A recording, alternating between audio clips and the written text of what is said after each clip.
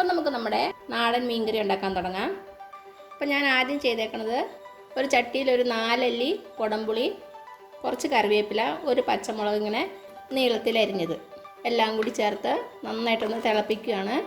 നമ്മളിത് കുടംപുളി ഡയറക്റ്റായിട്ട് ഇടുന്നില്ല, ഈ വെള്ളമാണ് നമ്മൾ മീൻകറിയിൽ ചേർക്കുന്നത്. അപ്പോൾ നമ്മളിട്ട പുളി മൊത്തം ഈ വെള്ളത്തിലേക്ക് ഇറങ്ങണം. അതിന് വേണ്ടി നന്നായിട്ട് തിളപ്പിക്കുക. കുറച്ച് നേരം തിളപ്പിക്കണം കേട്ടോ, ഒരു 10-20 മിനിറ്റ് തിളപ്പിക്കണം. അപ്പോൾ തന്നെ പുളിയൊക്കെ നന്നായിട്ട് വെള്ളത്തിലേക്ക് ഇറങ്ങുള്ളൂ. അപ്പോൾ ഇത് നന്നായിട്ട് തിളച്ച് വന്നിട്ടുണ്ട്.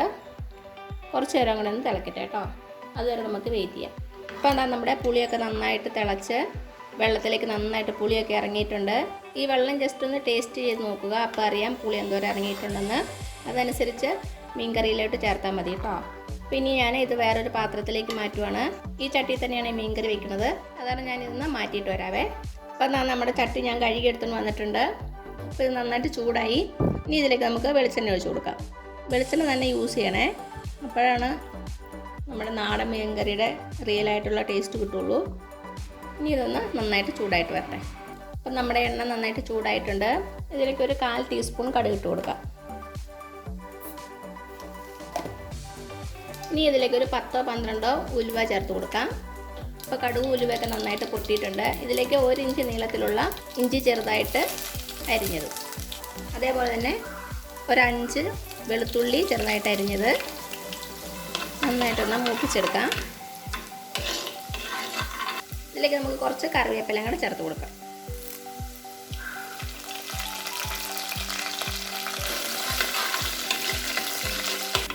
അപ്പം നമ്മുടെ ഇഞ്ചിയുടെയും വെളുത്തുള്ളിയുടെ ഒക്കെ നല്ലൊരു സ്മെല്ല് വരുന്നുണ്ട്. ഇനി തീ നന്നായിട്ട് ലോ ഫ്ലെയിമിൽ വെച്ചിട്ട് നമുക്ക് മുളക് പൊടി, കുറച്ച് മഞ്ഞൾപ്പൊടിയും കൂടെ ചേർത്ത് കൊടുക്കാം.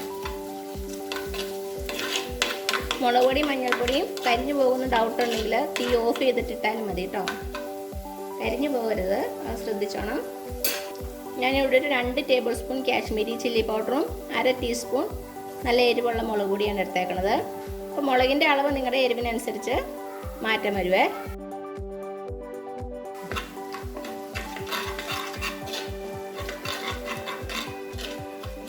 നന്നായിട്ട് പച്ചമണം മാറുന്നവരൊന്ന് ഇളക്കി കൊടുക്കുക. ഒരു 1/4 ടീസ്പൂൺ മഞ്ഞൾപ്പൊടിയും കൂടെ ചേർത്ത് കൊടുക്കുക.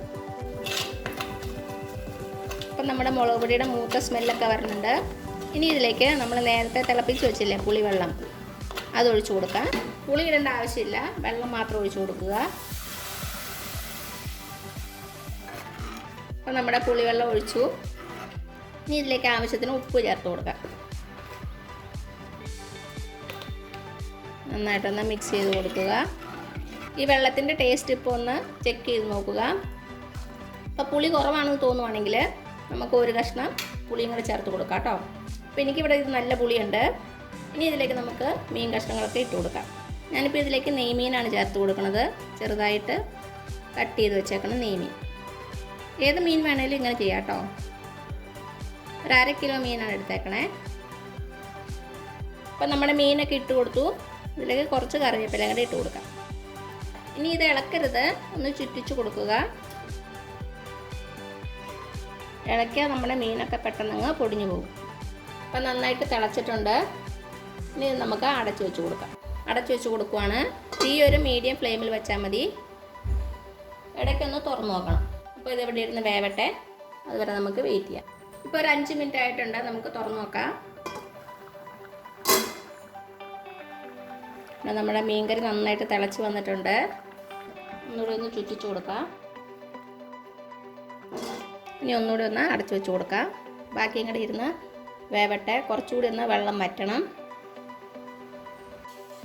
ഇപ്പം എന്താ ഒരു 10-15 മിനിറ്റ് ആയിട്ടുണ്ട്, നമുക്കൊന്ന് തുറന്നു നോക്കാം. ഇപ്പം എന്താ നമ്മുടെ മീൻകറി നന്നായിട്ട് തിളച്ച് വെന്ത് എണ്ണയൊക്കെ തെളിഞ്ഞ് വന്നിട്ടുണ്ട്. ഇതിരിക്കുന്തോറും കുറച്ചുകൂടി ഒന്ന് കുറുകും. അപ്പോൾ ഈ ഒരു പരുവത്തിൽ നമുക്ക് തീ ഓഫ് ചെയ്യാം. അതിനു മുമ്പ് കുറച്ച് പച്ച വെളിച്ചെണ്ണയും കുറച്ച് കറിവേപ്പിലയും കൂടി ഇട്ട് കൊടുക്കാം. ഒരു പ്രത്യേക ടേസ്റ്റ് ഉണ്ടാകും നമ്മുടെ മീൻ കറിക്ക്. കറിവേപ്പിലയും കൂടി ഇട്ട് കൊടുത്തു. ഒന്നുകൂടി ഒന്ന് നന്നായിട്ട് ചുറ്റിച്ചു കൊടുക്കുക. ഇനി ഞാൻ തീ ഓഫ് ചെയ്യാണ്. പച്ച വെളിച്ചെണ്ണയുടെയും കറിവേപ്പിലയുടെ ഒക്കെ സ്മെല്ല് നന്നായിട്ട് മീൻ കറിയിലേക്ക് പിടിക്കാൻ വേണ്ടി പെട്ടെന്ന് തന്നെ അടച്ചു വയ്ക്കുക.